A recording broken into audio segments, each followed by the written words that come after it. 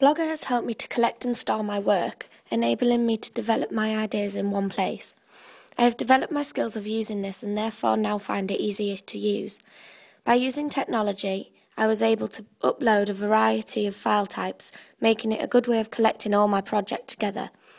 As you can see, I have uploaded video files, sound files, texts and images. One downside of using this software is it is very time consuming. Some of the file types take a while to upload and some even upload with faults. I've learnt to be able to rearrange my posts so that they are in chronological order, making it clear for the examiner and anyone who reads it to know what I did and what order I did them in. I use Safari to do my research. It is very fast and effective. One site I visited frequently was YouTube. Doing Move an Image, a lot of my research consisted of viewing other title sequences on YouTube. This site enabled me to find the clips I needed, and I not only found them but also found similar clips, which I could then view and compare, taking all the information I needed and developing my ideas. I also use YouTube to upload my videos to then share on my blog. I found this site was easy to use as it is pretty self-explanatory. It uploaded my videos quickly and effectively. I used Final Cut Express to edit and put together my title sequence. I found it hard to get used to as there are so many options for everything.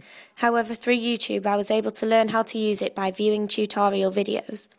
This got me started on the basics. When I had made my draft of the sequence, I started looking into some effects I could use and tested some out. Using Final Cut, I was able to import images and sound into my sequence. Putting my footage into the right order became easier with practice. I learned how to cut shots and add transitions between shots. I also learned how to render any footage that was not compatible.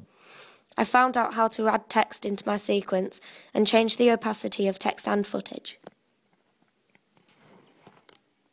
I used a HD camera to take the footage I needed.